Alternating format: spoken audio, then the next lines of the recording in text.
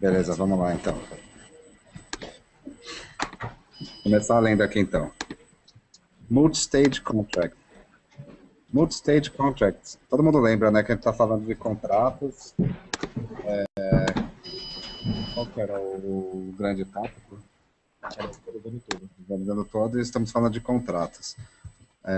A gente tinha visto já o time and material, né, e o fixed price. Agora a gente está vendo o multi-stage contract. Discutimos alguns benefícios e malefícios dos contratos.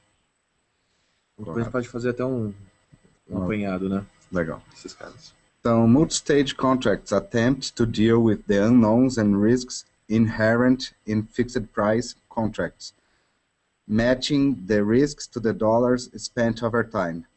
There are two types of multi-stage contracts: those intended to lead to a large fixed price contract and those that retain their multi-stage character throughout. Multi-stage contracts that morph into large fixed price contracts start with one or two short contracts for learning enough about the problem to enable a fixed price bid on the overall system. Usually, only one vendor is involved, so this kind of contract is not generally appropriate when bidding is required. Assuming the vendor remains the same throughout, the customer and vendor increase their learning, reducing the risk of big surprises on either side. However, the incentive to freeze the specification and not allow changes in the final stage is, if anything, higher. There will be less sympathy for a change in the specification if the vendor was paid to get it right in the early stages. Thus, this type of multi-stage contract retains the problems of a fixed price contract if uncertainty or change is involved after the body of the contract is awarded. Que é o core da coisa, né? Então não resolve o problema principal. Exato. Concordo que o que ele dá é um pouco mais de certeza que se sabe, tipo, ele diminui um pouco os unknowns, então quando você vai fazer o fixed price, ele diminui um pouco, você fez um primeiro experimento, supostamente você investigou as coisas de maior risco nesse primeiro contrato pequeno, mas depois o mesmo problema ocorre, você simplesmente tirou o maior risco, mas continua um monte de incerteza ali no meio. É como se fosse falar que a gente faz vários projetos pequenos cascata. Correto. Mas depois você faz um grandão quando você fecha o contrato. Exatamente. Cascatinhas e cascatão. Resumo, né? Vamos ver. Será que tem mais alguém lá também? Ou tá... Bom. Continuar aqui, depois a gente já muda, tá? The second type of multi-stage contract, which retains its multi-stage character throughout development, presents a good opportunity for agile development because it is easy to adapt to iterative development. However, these contracts are not without risks, the biggest risk being that each party has frequent opportunities to abandon the relationship. Multi-stage contracts create what might be called a bilateral, não sei se é assim que fala, monopoly. That is, não quer dizer que as outras eu saiba, né? Mas essa eu tenho certeza que não sei. That is, both sides come to depend on each other. If one party ends its involvement, the other party may have a lot to lose. Parece com aquela história que a gente falou de casamento, que você pode validar de tempos em tempos. Casamento celta. Exato, era o casamento celta. Eu lembrei também agora, lendo do caso do Canadá, que, se eu não me engano, de 10 em 10 anos, eles fazem um plebiscito sobre manter o Canadá unido ou separar em duas partes. E da última vez tinha sido um negócio de 49 pontos alguma coisa contra 50 pontos não sei quanto para manter junto. Então ele dá muita oportunidade para se desmantelar o negócio, assim, que tem os seus riscos, né?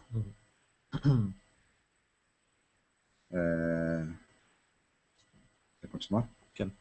As in time and material contracts, it is a good idea to implement the highest priority customer features first and deliver working integrated code with each iteration. Em qualquer contrato, na verdade, né? Mas é exato, e como ele parece ser bem adequado ao ágil, e o ágil, por contrapartida, também é bem adequado a ele. Tipo, ele vai tentar entregar o que tem mais valor no começo. Mas acho que é uma premissa para qualquer... Bem, não sei se é para todo projeto. Se for um projeto tão grande, não adianta o cara entregar de maior valor primeiro ou no final, como você faz uma entrega única. Another way to mitigate the risk of termination in a multi-stage contract is to address the risk through the relationship. That is, the parties develop a trust that the relationship will continue as long as expected value is delivered. E aí você tem que saber, então, definir o que é... Tem que ter muito bem definido o que é o valor esperado. Uma coisa que a gente tem discutido, o Buzon tem tentado de uma certa forma, que é medir a satisfação do cliente. Digamos que aqui o nosso cliente fosse as redações, mas tentar medir de alguma forma a satisfação seria saber quanto eles estão satisfeitos com essa entrega de valor. Claro que eles devem levar em conta quanto de dinheiro estão pondo nisso. Então, talvez tenha que ter trabalhar bem a relação ali entre as partes para ver como que elas estão se enxergando. Sim. E achar uma equalização para entendimento dos itens avaliados, né? Exato. In Agile Software Development Ecosystems, Jim Highsmith discusses delivered feature contracts. These are feature schedule, variable scope contracts in which the customer evaluates the value delivered after each iteration. If the work is acceptable, the contract continues into the next iteration. Although there is no contractual obligation for both parties to continue working together, their trust in each other builds at the same rate that their dependence upon each other deepens. Cara, tem um podcast que é o Jim Highsmith que fala que é espetacular. Depois eu vejo se eu consigo colocar nos links aqui sobre o que é. Ele está falando sobre ágil e a mentalidade ágil num nível mais organizacional e tal, e ele que cita o exemplo que eu falei para o Buzon de chegou o cara que é um amigo dele, ele contando a história de um amigo que chegou para ele falando essa história. Que o marketing chegou para ele, a gente precisa dessas 100 features para poder vender o produto. E o amigo dele falou assim, me dá as 3 mais importantes, as 3 prioritárias. Não, a gente precisa das 100. Vamos fazer essas 3, a gente vai fazer as 100, mas vamos começar com essas 3. E aí fez as 3, aí depois fez mais 3, mais 3, mais 3, 4, por aí. Quando chegou a mais ou menos 20, ele chegou a me dar as próximas 3. E o marketing falou, não precisa mais. Então ainda faltavam 80 features para chegar nas 100. Ou seja, você entregou que tinha de maior valor logo no começo, e os 80 era besteira de ser entregue, era nice to have. Bom. É a regra de Pareto. Exato. Será que ele falou do Pareto por acaso? Ele fez esse 80-20 foi de fato, ou ele decidiu usar Pareto mesmo para falar dos 80-20? Continua? Se o Celso quiser ler também, eu não sei se ele consegue de lá da... Celso, você vai para os Estados Unidos, aí é bom treinando já. Eu até queria, mas aqui da redação é meio ruim para ler, viu? Faz muito barulho. Aí eu tô fechando o microfone quando eu não falo. Tá ok. Multi-stage contract will rapidly get expensive if a contract must be negotiated for each stage. Eu tinha falado que aqui provavelmente é o custo de transação dessa negociação. Thus, these contracts are usually governed by a master contract negotiated in order with work orders executed against the master contract for each iteration.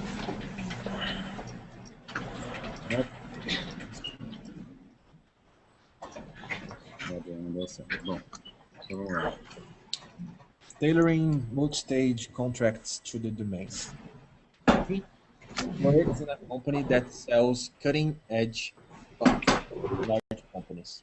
The software supports innovative hardware that is constantly evolving. In such a changing environment, you would think that development would be kept internal, but such is not the case. Small Founded startups companies develop new technology faster than teams can internally. It is teams' job to contract with these small companies to develop versions of the software the company will sell. Alfabeto, né? Ô Celso, você quer ligar um pouco o seu microfone por enquanto? Ah, sim, só um minuto. Valeu. Só plugar aqui, porque foi justamente quando a gente virou para o Camazine ver o que caiu. Aí qualquer coisa, se alguém entrar, já olha por ali. Legal. Se eu jogar para lá, você consegue ler de lá? Deixa eu chamar aqui o negócio pra vir pra cá. Calma, deixa eu só... Eu consigo ler aqui também. Opa, um pouquinho menos. Consegue ler aí? One of the big issues in contract negotiation is ownership of intellectual property, which tends to make contract negotiations arduous and not something you would want to do every few weeks. Yet the technology is changing so fast that Teams company doesn't know exactly what it wants a supplier to do beyond the next 3 or 4 months. Further, the small companies are eager to have extended contracts to show their venture founders. The first principle team employs is to split the risk by splitting development into 2 contracts. The first contract is for proof of concept, and the second is used to finalize the product. Prior to negotiating the first contract, there is a short prior. Ah, prior, aí que a gente tinha perdido. É que a gente tinha discutido, a gente não percebeu que tinha caído, Celso, e a gente foi em frente, cara. Vamos seguindo. Prior to negotiating the first contract, there is a short 2 to 3 week collaboration period between both parties using a time and material contract to establish an overall plan. This makes the first contract easier to negotiate. Deixa eu entender. Antes do primeiro contrato, tem um primeiro de 2 a 3 semanas e que usa um contrato de time and material. Então, na verdade, ele não é o primeiro contrato. Ele é o primeiro contrato é o time and material. Só quero falar antes do primeiro contrato, que seria o segundo contrato, o outro. Caramba, então são 3 contratos, é isso? Tem um primeiro contrato que é esse de 2 a 3 semanas, que usa um time and material. E daí o que ela chama de primeiro contrato, na verdade, é o segundo, que seria... Ele chamou de período de colaboração entre as partes. Mas ela fala, usa um contrato time and material. Fala? Fala aqui, ó. Olha lá pra cima, que aí não aparece o mouse. Using a time and materials contract. Tá vendo? Ah, tá. Então são 3 contratos, um para um período de colaboração. Deixa eu negritar, ver se aparece aqui. Aparece. Então, eles fazem 2 ou 3 semanas. É nossa Inception, mais ou menos. Depois tem um contrato de prova de conceito para ver se realmente funciona. E depois o contrato full para finalizar o produto. Correto. Entendi. Quer continuar? Pode continuar, sai na secção. Since the first contract Posso subir, tá? Is for a proof of principle or rote draft, the supplier has full responsibility for the system from architecture to implementation. This is a fixed price contract, and the supplier is usually expected to work for cost plus a small profit, with the assumption that success at this stage would lead to future profits. This contract can be cancelled if it is not proceeding satisfactorily. Maldita essa palavra.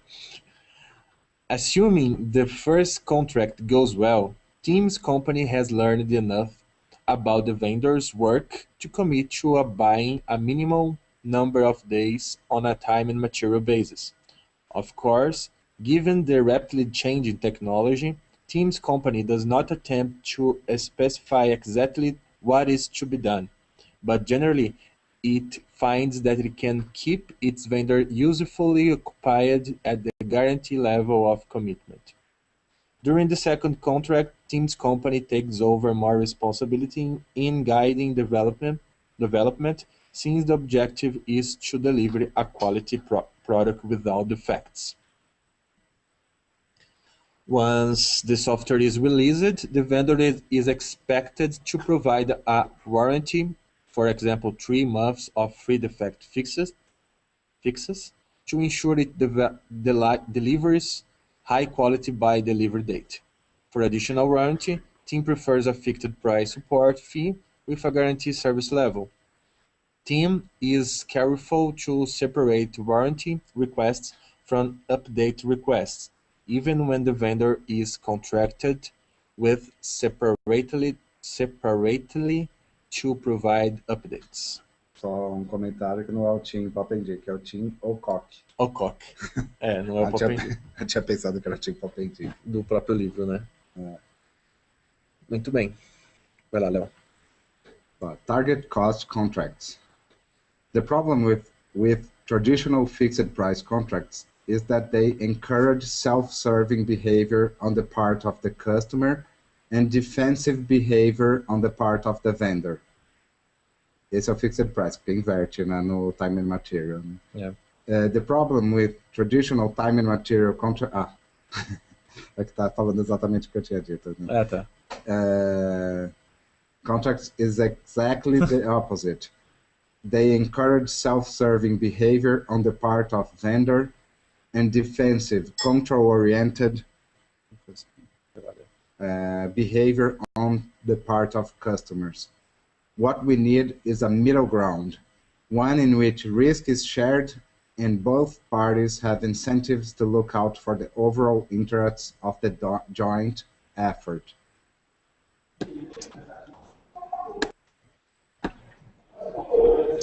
E aí, Adriano? Bom, vamos continuar. Só um comentário. E aí, pessoal, beleza? Beleza. Fala, Celso. Isso que eu exatamente estava pensando nesse momento, assim, quando a gente estava lendo, vocês estavam lendo esse capítulo que eu vejo que esse contrato time material é muito vantajoso pro cliente. Mas ou pro fornecedor? O time and material parece mais vantajoso pro fornecedor, eu acho. Não sei, assim, eu vi que... Porque se eu posso fechar um contrato, cancelar, digamos, a qualquer momento, né? Certo. O risco tem um risco, acho que grande pro cliente, né? Pro fornecedor, no caso. É que eu acho que você está falando do multistage, né? O multistage é um tipo que vai permear os outros, tanto o fixed quanto o time and material. O multistage é como se você quebrasse e pudesse... A gente ia até falar do casamento celta, você pudesse... Sim. Tempos em tempos. E aí, tanto que o exemplo do Tim Alcock lá era que ele começava com um primeirinho de 3 semanas time and material, aí ele ia para um segundo fixed price, ia para um terceiro, que eu não lembro que... Era cost plus profit. Acho que esse era o segundo, sei lá. Esse era o segundo, e o terceiro era time and material de novo. Time and né? material. Entendi. Porque eu vi assim, parece que no caso o fornecedor tem que ter uma boa gordura em caso de quebra de contratos, coisas assim, né? O que eu vejo, por exemplo, acho que ela até citou que na Toyota eles constroem uma rede de relacionamento de confiança. Acho que a gente leu isso, né? Então, a confiança existe a ponto do cara saber que ele não vai ser desligado de qualquer maneira. Um outro ponto que eu li no livro lá do Toyota Way, que não era de fornecedor, era de uma própria parte da empresa deles, que se tornou obsoleta, assim, a parte que eles faziam, não sei, tinha se tornado, eles podiam, uma empresa tradicional americana desligaria a empresa, mas eles preferiram tomar o prejuízo, manter a empresa e tentar dar um destino legal para ela, só para manter as pessoas e que as pessoas das outras partes soubessem que a Toyota não faz esse tipo de coisa. Então manteve a moral da empresa como um todo, em detrimento de um pouco de prejuízo naquela, não lembro se era alguma na Califórnia, não lembro de onde que era. Acho que vale o... Mas tem um ponto no time and material que é, por um lado, você como cliente ficar muito mais próximo do projeto para poder extrair o valor que você precisa. E por outro lado, se você tem no contrato que você pode terminar ele a qualquer momento, o fornecedor também tem que se precaver e ele quer essa continuidade, né? Então, parece ser um que beneficia ou que talvez estimule um pouco de interesse mútuo aí. O jogador de futebol, ele joga pelo quê? Pelo time and material? O jogador? Porque ele pode ter um desligamento com uma multa. Seria a mesma coisa que o time and material aqui. Você pode especificar que se o cara sair, desligar, ele tenha uma multa ou tem que pelo menos 2 meses de antecedência ou coisa nesse sentido. Sei lá. Porque você não tem um material no... Você tem um contrato de... Materials goals. É os gols. Você tem como mandar o cara embora? Futebol? Você desliga o cara do time. O Adriano e fecha o contrato. Ele não tá rendendo bem. O Adriano é um cara. Sei lá. Parece que é material mesmo. Parece. Então, um negócio do time and material que a gente sente aqui de vez em quando, Celso, é que, por um lado, a vantagem dele é que ele te dá uma puta flexibilidade para direcionar os rumos de acordo com o mercado. Então, o mercado está mostrando que isso aqui é mais rentável, você pode mudar o fluxo do que você está passando para o desenvolvedor, para o fornecedor fazer. Então, você maximiza o valor.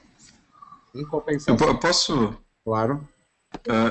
Uma das coisas que eu observei assim, ao longo dos anos que eu trabalhei, eu percebi o seguinte, que gerentes mais experientes ou clientes mais experientes, ou melhor, quando o seu cliente tem um representante que tem uma certa experiência com gestão de projetos, essas pessoas tendem a conhecer o custo da mudança, né? E o quanto é burocrático e o quanto pode ser contra o interesse do próprio cliente ter um processo burocrático para mudança de escopo ou de qualquer outro aspecto do contrato deles, né? Então esses caras, eles tendem a ser muito mais favoráveis a time and materials porque eles entendem que a flexibilidade é melhor, né? Assim, porque eles vão descobrir muitos requisitos ao longo do próprio projeto e muitos vão até querer a vantagem de poder cancelar o projeto caso os benefícios que tinham sido planejados originalmente não se concretizarem, ou seja, o cara sai no prejuízo porque ele gasta menos budget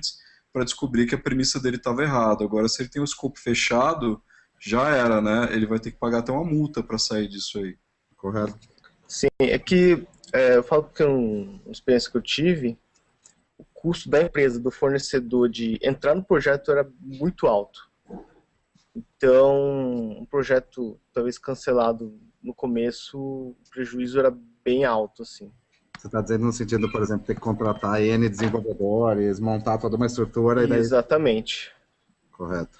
Então, assim, nesse sentido, vejo que o Material, talvez uma consultoria, que no caso são pessoas e se tem maior flexibilidade para alocar em projetos, é vantajoso também, né? E consultoria é diferente, mas no caso que precisa de recurso caro, aí eu não sei se vale a pena. Aqui na Abril, a gente tem tomado cuidado, porque a gente não tem, assim, tem se mostrado muito bom trabalhar com fornecedores menores do que gigantes.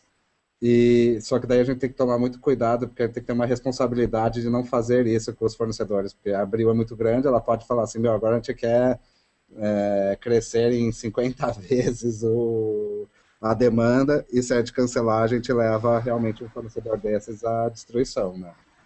A gente tem que ter essa responsabilidade de pensar a respeito quando vai fazer esse tipo de coisa.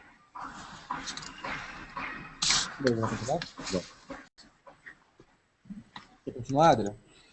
Onde é que vocês pararam? Ali, Target Cost Contracts. Okay. Target cost contracts. The problem with traditional fixed price contracts is that they encourage self-serving behavior on the part of the customer and defensive behavior on the part of the vendor. The problem with traditional time and material contracts is exactly the opposite. They encourage self-serving behavior on the part of the vendor and defensive, control-oriented behavior on the part of the customers. What we need is a middle ground, one in which risk is shared and both parties have incentives to look out for the overall interest of the joint effort. There are no canned answers to the contract dilemma, because in the end, no contract can fully prevent parties from taking advantage of each other.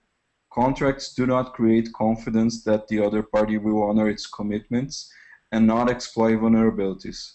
Dyer's definition of trust. There are, however, contract forms that make it easier for parties to share in the problems and rewards brought by their relationship. One example is a target cost contract. While the target cost contract is not a panacea, it is at least a platform on which a partnership can be built. Comentários? Eu acho que é melhor a gente esperar ele explicar o que é o target cost, daí a gente comenta, né? Não, é que até agora só está propaganda, né? Target cost contracts are structured so that the total cost, including changes, is the joint responsibility of customer and vendor. What makes a target cost contract different from fixed price contract is that if the target cost is exceeded, both parties will end up paying more. And if the total cost is under target cost, both parties will share in the benefits. What makes a target cost contract different from a time and materials contract is that vendors do not gain added profit if they work longer, but they may receive a benefit if they are under cost or schedule. Comentários? Até agora eu não tenho nada. Ok, beleza. O Zanata escreveu uma coisa aqui. Deixa eu ver. Eu também entrei tarde, Zanata, então relaxa.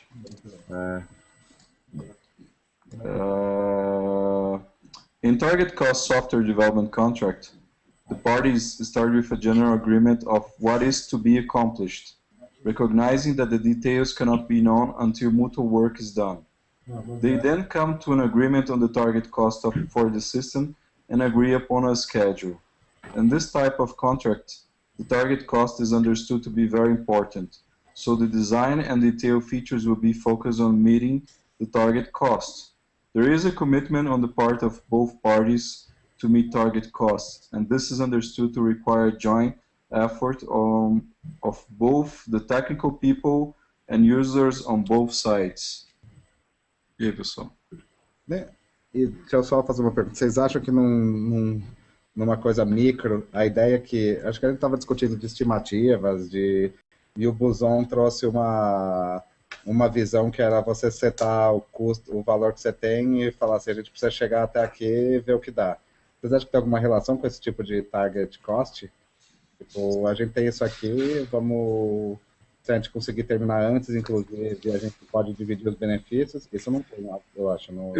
Eu posso falar assim, eu estou lendo aqui, eu não estou vendo eu não vejo muito incentivo, vamos dizer assim, no fundo, eu acho que isso aqui, que o target cost, ele é mais parecido com fixed price do que a gente pode pensar, porque se vamos pensar assim, né, querendo ou não, existe risco, né, para os dois lados.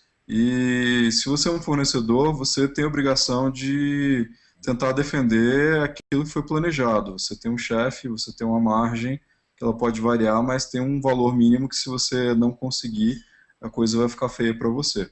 Né? Eu perdi. Quem está falando do fornecedor ou do cliente? Desculpa. Fornecedor, falando do fornecedor, né? Então, assim, se o fornecedor participa da negociação, ele é provável que nessa avaliação de target cost dele, que ele queira incluir uma gordurinha, porque assim, essa gordurinha, se ele trabalhar, vamos dizer assim, se ele conseguir entregar antes do schedule, vai virar até uma margem superior. Agora, se ele entregar menos escopo ou levar mais tempo, enfim, houver qualquer erro de planejamento, ele está reduzindo a margem dele. Não, mas não, pelo que eu entendi aqui, o Adriano, do target cost, ele é o seguinte... Existem algumas variantes dele, ele está falando do genérico, e nelas existe um benefício. Vamos supor, se você planejou um contrato de 10 milhões, e ele ia entregar a coisa, e ele tem uma diferença do fixed price, que ele parece que você pode ir mudando as coisas sem nenhum tipo de renegociação. Você vai mudando, tem a liberdade do cliente mudar, diferente do fixed price. O objetivo é atingir o objetivo. Exato, o objetivo é atingir o objetivo. Ótimo. Não, ele é mais orientado ao objetivo de negócio, vamos dizer assim. Você está falando de um cliente que sabe mais ou menos por que ele está pedindo para você trabalhar. E se você entrega antes, o que eu entendi, imagina que você entrega e você só gastou 100 um prêmio. você tem o prêmio de levar, vamos supor, 2,5 milhões, que era a diferença. Você estabelece antes, quando você vai fazer o contrato, qual que é o... Mas, por exemplo, assim, vamos pensar o seguinte, né? Isso depende de uma maturidade bem grande e uma visão bem clara dos benefícios de negócio do lado do cliente, tá? Você vai ter cliente que, por exemplo, o cara ele está tão ciente de que aquele produto estar pronto antes já está agregando valor de negócio à organização dele, ele está ou economizando ou ganhando mais dinheiro, que ele não vai se incomodar em te pagar o prêmio, porque para ele a entrega antecipada é uma coisa positiva. Isso, aqui eu né? acho que deve ser... Agora um cara imaturo, né, vamos dizer assim, uma organização imatura vai até se sentir sacaneada de pensar que, puta, eu vou ter que pagar mais para o cara me entregar um negócio antes que para mim não agrega nada, entendeu? Mas aí fica no âmbito da maturidade da empresa, né? Eu não colocaria tão pau a pau com o Fixed Price. Eu acho que tem um quesinho a mais ali de benefício que leva ambos numa empreitada rumo ao objetivo. Eu concordo com você que é o seguinte, uma instituição mais, vamos dizer assim, mais tradicional, sequer vai pensar nessa modalidade de contratação, ela vai direto para o fixed price e acabou, vamos dizer assim. O que eu digo é que o combinado não é caro, e aqui, obviamente, você vai combinar com métricas, né? Tipo, o cumprimento desse objetivo significa a métrica X atendida, e isso vai disparar o benefício A, B e C. Não, beleza. Um cara old school pode falar assim, ele faz um contrato fixed price e fala assim, o meu objetivo é fazer todo esse escopo aqui. É uma forma de olhar. Mas uma forma de olhar. Mas não é bem o que tá falando. É que assim, sabe o que eu acho que o que ferra mesmo os contratos? Aquela questão que a gente estava conversando de 2 reuniões atrás das subotimizações locais, né? Você tem uma organização que o cara ele é cobrado não por entregar valor ao negócio, e sim ele é cobrado economizar dinheiro, aí pronto, cara, já meio que dificulta tudo. Bom, vamos lá. Quem que vai continuar? Quem quer continuar? Então eu continuo. A gente tá na primeira linha lá? Ou não? A gente leu o crime. É essa linha mesmo. A target cost aqui? Target cost contract recognizes that the actual cost will not necessarily be the same as the target costs. So it provides a fair allocation of any costs over the target costs, or a fair sharing of any benefits if costs are below target costs. These contracts must give the customer an incentive to keep demands for features in line with target costs, while giving the vendor incentives that favor completing the work under the target cost. Usually, the customer incentive is provided for by a clause triggering equitable cost-sharing negotiations should the actual cost vary, significantly from the target cost. One of the following usually provides for the vendor incentive. Cost plus fixed fee. Alguém tem algum comentário antes de entrar aqui? Eu achei a palavra fair é aí onde mora o perigo da subjetividade, né? Tudo que é combinado tá fair. Tá bom, então. Beleza. Cost plus fixed fee. The target cost does not include profit for the vendor. A separate fee is included to provide vendor profit. The fee is generally paid after the work. Isso aqui parece de vendedor, né? Ele tem um valor. Uma comissão. Exato, uma comissão. E a comissão normalmente tem uma métrica, né? Quanto o cara vendeu, quanto não sei quanto. Que a gente pode discutir também se não gera otimização local, né? Então, o vendedor vai querer vender mais que o outro em detrimento do todo. Mas beleza, vamos lá. The fee is generally paid after the work is successfully completed, or successfully, não sei. If total cost exceeds target cost, the vendor works at cost for the remainder of the contract. If total cost is lower than target cost, the vendor received a higher profit margin. A bonus for coming in below target costs may be included.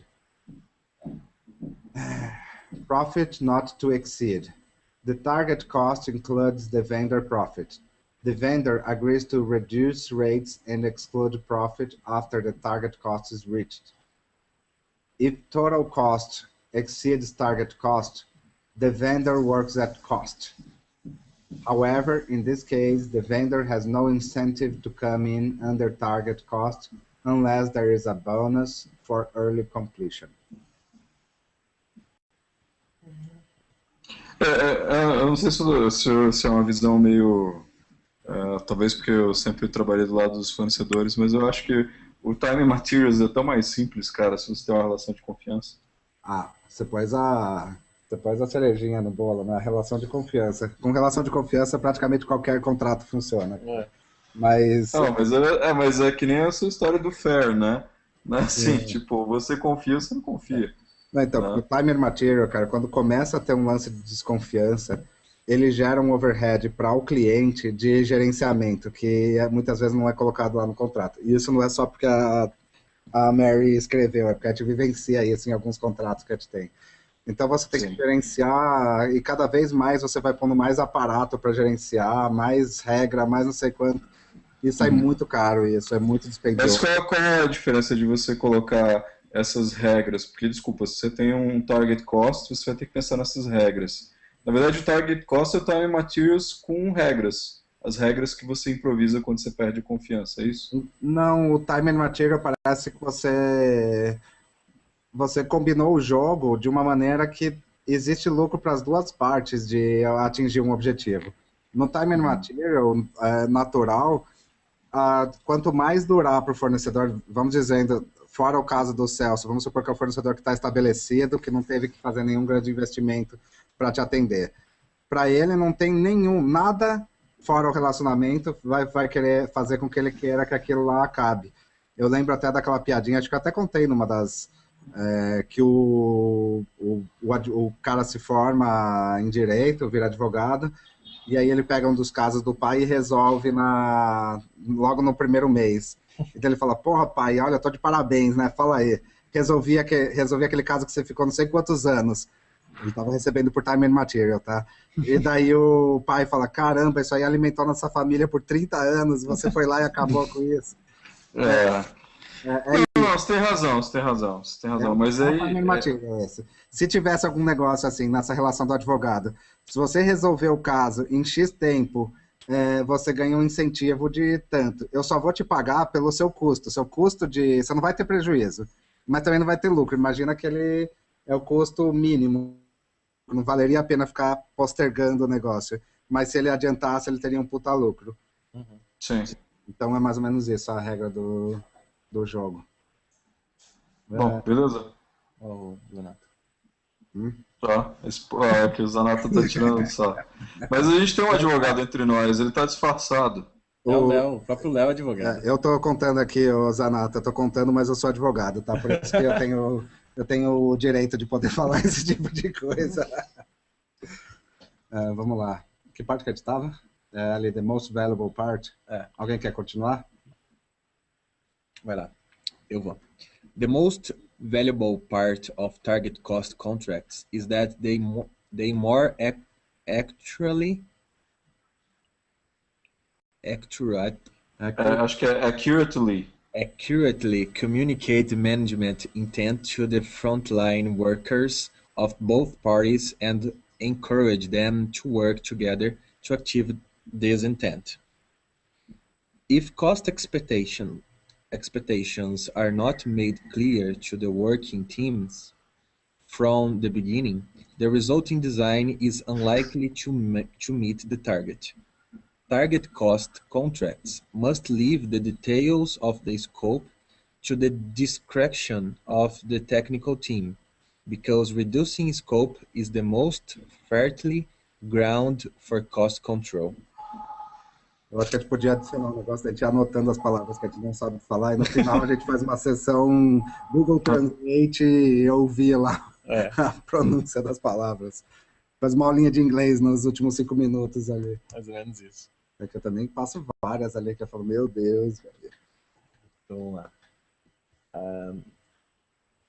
Target Cost Contract Example. Agora vai ficar legal. The customer had a fixed budget for the project, and that was not going to change. Okay? There's not going to change. If wanted two data entry application moved to a Windows environment, plus a web front end developed so that its customers might enter some of their own data. The legacy database needed to be modified to support current practice or converted to a new database system. The problem was initially divided into 4 components: 2 applications, the database, and the web interface. A team was formed for each component and given a budget expressed in terms of staff days. Team membership included the customer manager responsible for the area, a master developer, an analyst tester, and an operation help desk representative. Each application team got 35% of the budget, the database team got 15% of the budget, and the web team got 10% of the budget. 5% was held in reserve for contingencies. Each team was chartered to figure out how to develop and deploy its portion of the system within budget. And teams developed a preliminary release plan. They started making trade-offs immediately to keep within their staff day budget. The application team realized that their jobs would be a lot easier if the database were converted rather than replicated. But the database team did not have enough staff hours in its budget.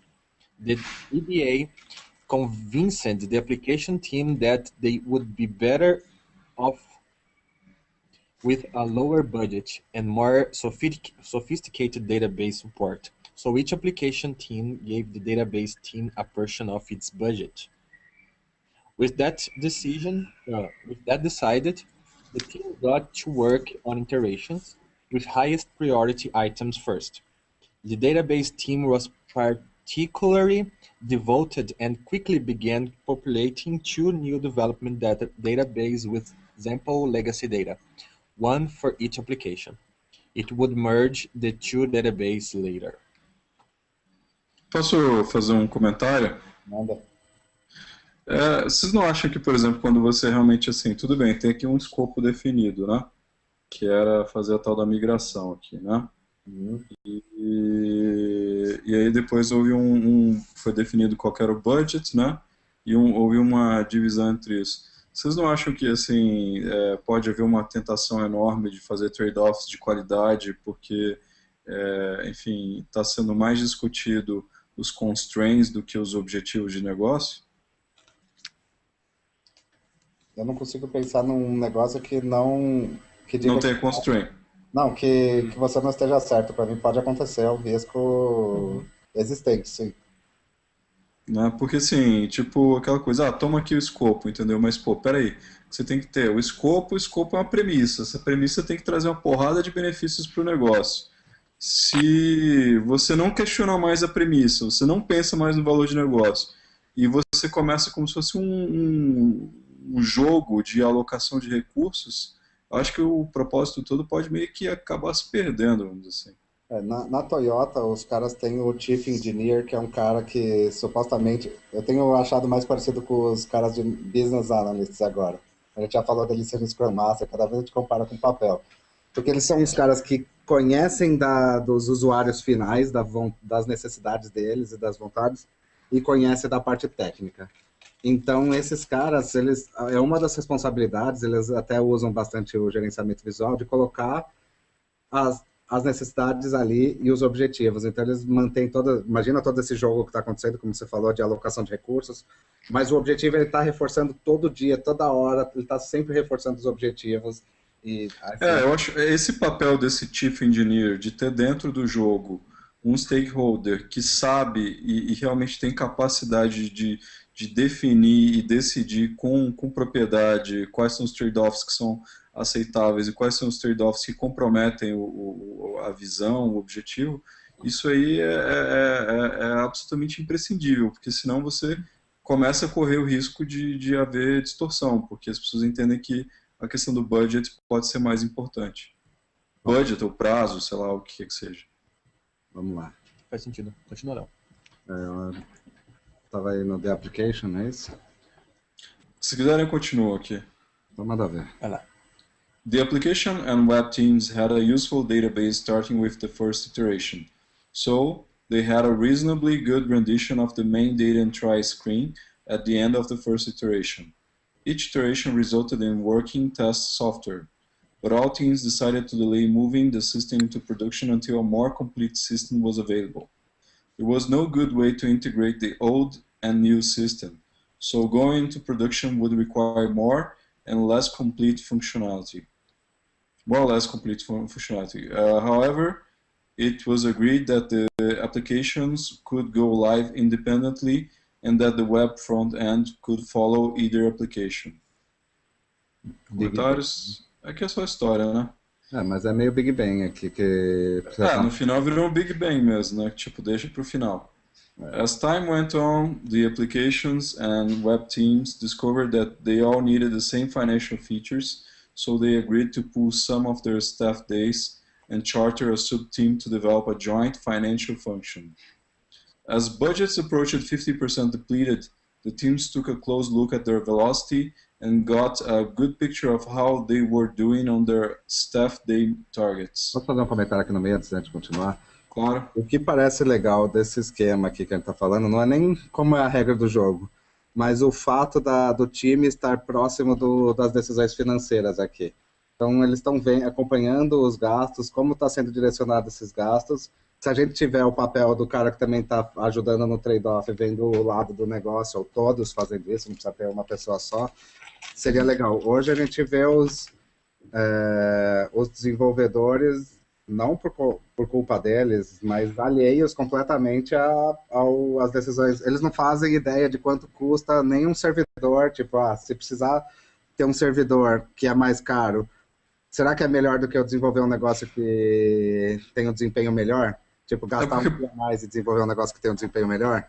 Acho que você falou bem, né? Como eles são excluídos e de várias decisões, eles não conhecem os limites nem nada, qualquer solução parece boa, né? Porque tudo parece ser quase de graça.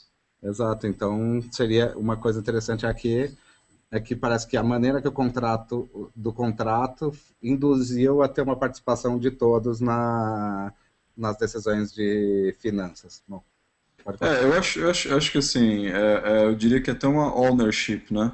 Todo mundo vira um pouco empreendedor, vamos dizer assim, né? Correto. They did some hard thinking about what they really needed. At this point, it was especially important for the customer managers to feel obligated to negotiate. If this had been a fixed price contract, they probably would not have felt the need to dig deeply to find features they could not do without. However, the customer managers felt responsible for meeting their team's staff day targets, and being managers, they were used to that. So they were quite aggressive in discarding features. Ok, aqui legal, tá funcionando o engagement aqui do Product Owner ou do Business Stakeholder, sei lá. Perfeito, eu tô pensando, eu só lembrei, cara, que eu tenho dito do que eu acho o meu desenvolvedor perfeito. Cada dia é mais impossível ter um desenvolvedor perfeito, porque ele tem que manjar de finanças, de negócio, de processos. Daqui a pouco o cara tem que ser um psicólogo, um médico, um advogado, tipo... Mas eu acho que... Cara, eu acho que você não está um pouco certo, assim, né? Que talvez a especialização funcional demais para um ambiente de desenvolvimento ágil seja ruim, porque o cara ele fica, como você falou, fica meio alienado, até meio infantilizado, e aí, se ele não tem essa visão um pouco mais madura das áreas que não são a especialidade dele, fica difícil dele trazer uma contribuição que realmente agregue, né? Uhum. Ele é só um especialista. O Celso tem uma opinião a respeito disso. Opa, manda aí. Foi chamado, achei que foi voluntariado, Celso. O Celso comentou comigo outro dia que o Celso tem feito um pouco desse generalismo, né? Ele tem entrado um pouco no âmbito do negócio. E ele percebe que a parte técnica dele diminuiu, a contribuição técnica. Eu estava comentando com ele que, de certa forma, ele pode ter técnica, mas o resultado do todo, da equipe como um todo, ele tem contribuído.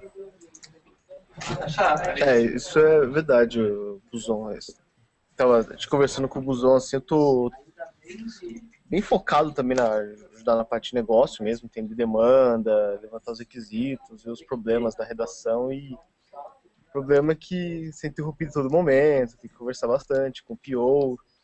Bem-vindo ao mundo da gestão. Porém, como estou como desenvolvedor, realmente a gente vê esse desequilíbrio, né? Começa a performance de técnica diminui, porém sobe a pouco a parte de outras habilidades, né? Negociar, conversar e ver a parte de negócio também. Eu queria fazer uma pergunta para todos vocês aí que estão participando.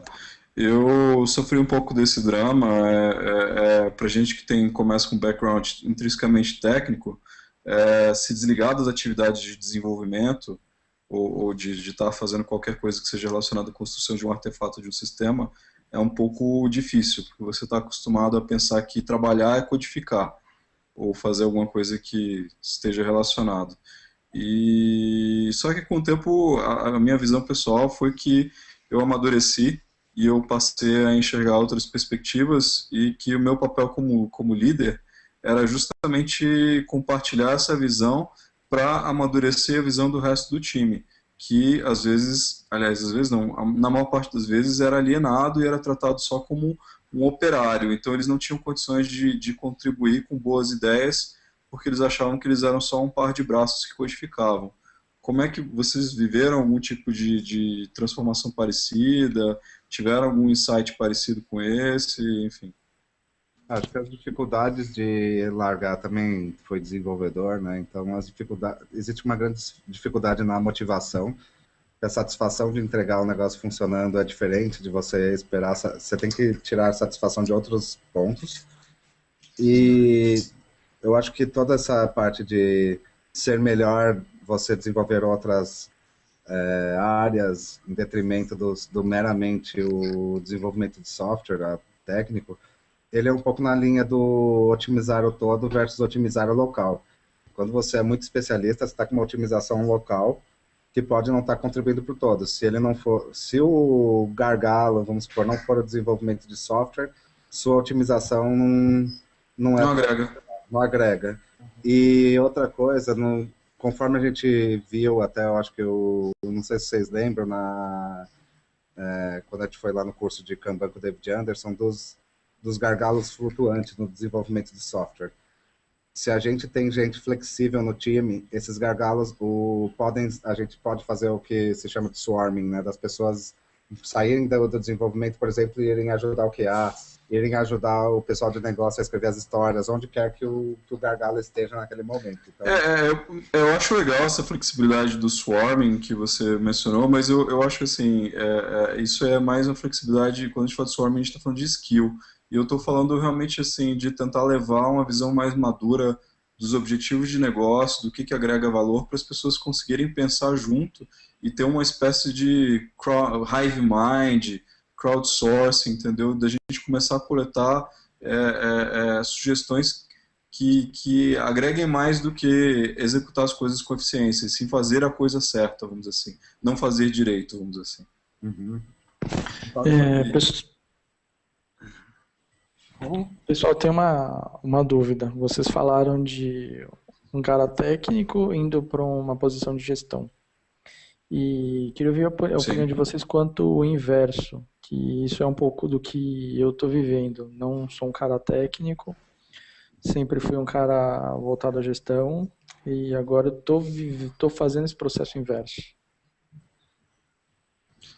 Eu não vi muitos casos de gerentes com background mais em gestão realmente se envolverem muito com o aspecto técnico. Assim, na verdade, na minha experiência, as pessoas que eu trabalhei, eram impacientes e falavam para o time assim, qual é o problema, qual é a solução, né? Ele não queria ser mais, assim, ter curiosidade de entender um pouco melhor o lado técnico para poder ser uma das pessoas que está discutindo uma solução, né? Normalmente eles ficam inteiramente na mão do time, né? Eu acho isso ruim para todo mundo, né? Porque na verdade viram quase dois universos que têm um dialeto para conversar extremamente limitado. Mas eu acho mais, não sei, mais alguém conhece algum caso parecido? Eu não conheço nenhum caso, mas ele parece extremamente positivo essa aproximação do cara que está na gestão. Ele parece bem alinhado com, eu estou citando bastante Toyota hoje, mas ele parece bem alinhado com a linha do Lean, do Toyota de walk the Gemba, que é andar e realmente vivenciar o ambiente de trabalho do pessoal para de fato entender o que está sendo gerenciado. Então, eu acho que pode agregar muito. Agora, eu nunca vi nada nessa. O que eu gostaria de falar, eu não sei se eu falei isso em alguma outra reunião, mas é o seguinte, né? Eu acho que um pouco do drama da administração de empresas é que ela foi fundada no princípio da primeira escola de administração, é a administração científica, e eles acreditavam muito que existia the one right way, que seriam princípios fundamentais de gestão que poderiam ser aplicados para qualquer indústria. Então, se você conhecesse esses princípios, você poderia gerenciar com eficiência qualquer coisa.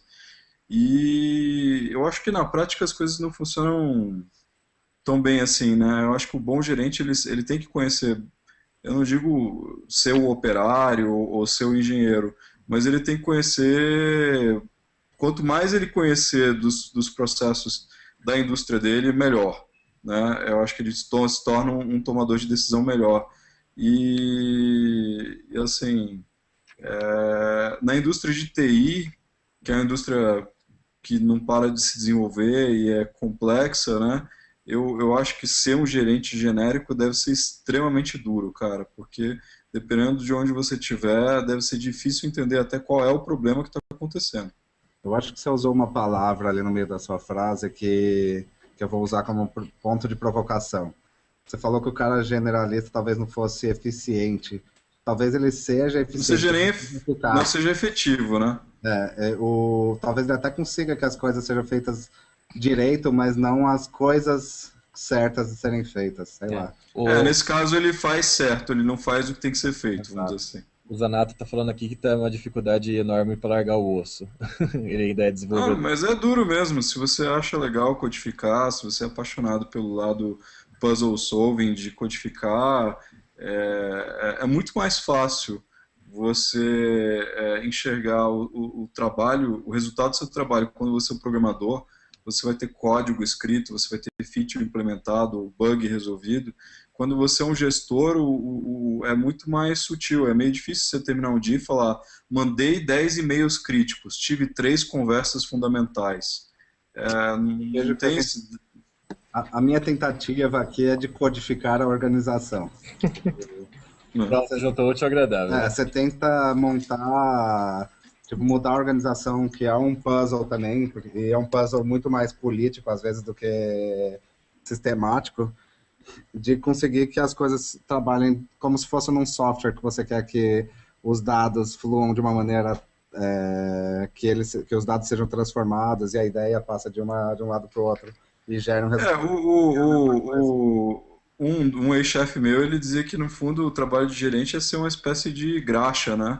Para fazer com que a coisa funcione, precisa ter alguma coisa para lubrificar, senão a coisa não funciona. Eu acho que a graxa não é uma analogia legal, porque ela simplesmente pega um sistema existente e você está querendo fazer ele funcionar melhor. você não mudou nada intrinsecamente, você só... Pois, graças. Não é uma analogia boa, não, mas eu acho que o que ele queria dizer era que era a tendência à entropia, Léo. De que, assim, mesmo tudo tendo sido projetado para trabalhar junto, a tendência é que isso não aconteça. Eu concordo. O que eu estou dizendo só que, no caso, você quer mudar as engrenagens e colocar a graxa, entendeu? Na verdade você quer projetar o motor com ele ligado, né? Exato. O Zanata falou aqui. Posso estar errado, mas para ser gestor é necessário ter talento para isso. É possível se adequar à gestão, mas nem todos têm o talento para ser um gestor. Isso pode ser feito para qualquer papel, né, cara? Mas tem um livro que o Anselmo anda... Claro que tem uma parte de talento, eu não tenho dúvida disso. Mas tem um livro que o Anselmo anda lendo, que ele fala bastante, que é o Talent is Overrated. O talento é superestimado. Eu ouvi falar desse livro. E putz, ele é muito... Ele diz que o maior resultado é o hard working. Tipo, puta, então, só que ele exige muito tempo de... São anos e anos para você ficar mestre no negócio. Então o cara tem Só que é o seguinte, cara, para você ter o hard work, você tem que ter o tesão para fazer isso. Se você não tem o mínimo de vamos dizer assim, interesse, você não vai conseguir fazer o trabalho duro que você precisa para se desenvolver. Essa que é a real. Não. Talvez o seu talento é paixão, é interesse, achar aquilo de alguma maneira interessante e desafiadora. Não é nem tanto ser talento no sentido de ser um Pelé, joga uma bola e o cara faz um gol assim, sem nem pensar. Correto. Vamos...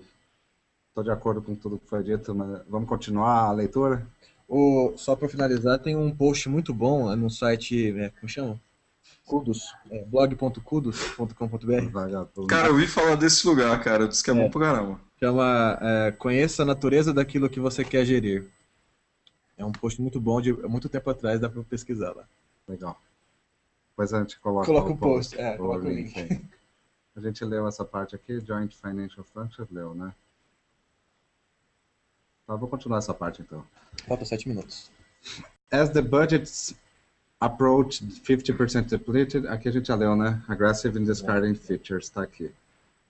With 70% of its budgets used up, one application team decided it was ready to go live and spend the remainder of its budget after startup.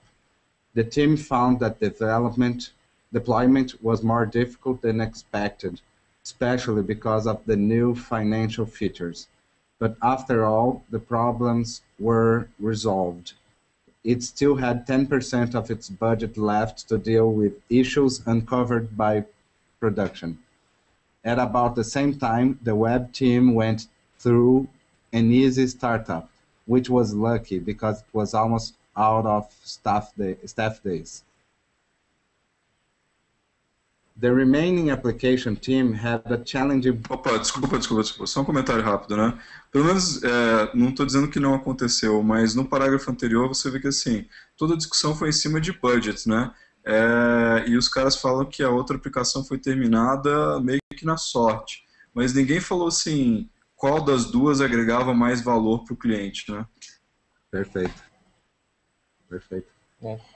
The remaining application team had a challenging problem with the legacy database. But on the bright side, the other application team had gotten the financial system working.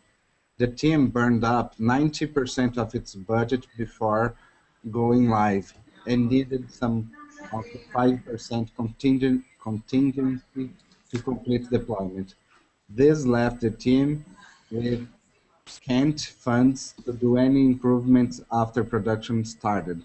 So it seemed likely it would have to wait until the next budgeting cycle and get a special allocation.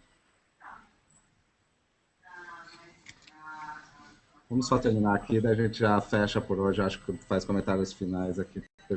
Ok. Fortunately, the local maintenance programmers had been involved in the effort, and they were ready to take over more responsibility. Their time was not charged to the project, so they could work on the system without jeopardizing the budget. They were able to add critically needed features with some guidance from the original developers. And in the process, they became confident of their ability to support the system.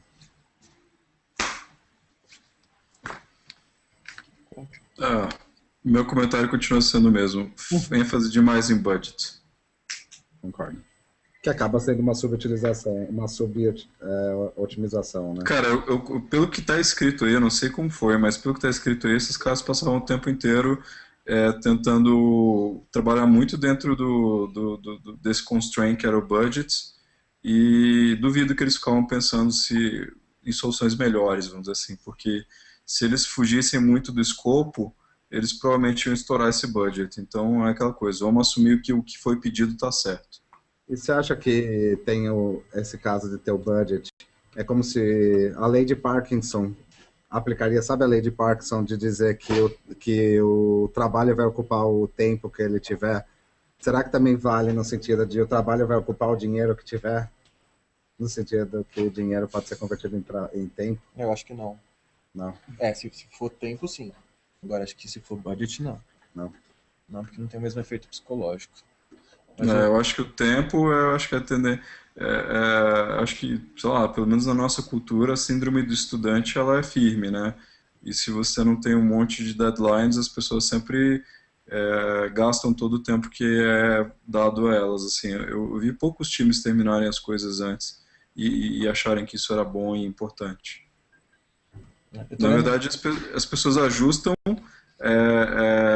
para usar o tempo todo, principalmente para ficar numa velocidade cruzeiro, assim, ou se vacilar na velocidade bem folgada, assim, sabe, para poder navegar bastante. Outra coisa, eu já participei de algumas polêmicas em gestão de projeto, falando que terminar antes do prazo não é um negócio saudável, e sim uma falta de planejamento. Essa é bem a escola PMBOK, né, de que você não foi um bom vidente, né? Eu estou tentando desvincular um pouco o PMBOK e essa gestão tradicional que a gente chama, viu, Adria? Que nome você... Vamos chamar de gestão tradicional para não ofender PMBOK. Exatamente. Ok. Não, mas eu acho que, de novo, né, aquela coisa. Tudo bem, quando eles falam de entregar antes pode ser ruim, eles adoram, por exemplo, falar de eventos que têm data e horário, né? Por exemplo, se terminar o palco de um show 4 dias antes pode ser ruim, vamos dizer assim, em vez de ser bom.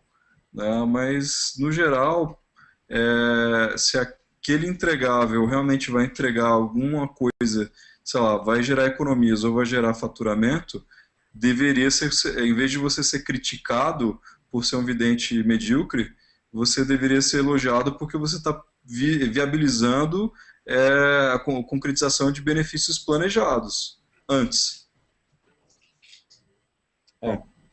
Acho que já vai dar as 2 horas aqui.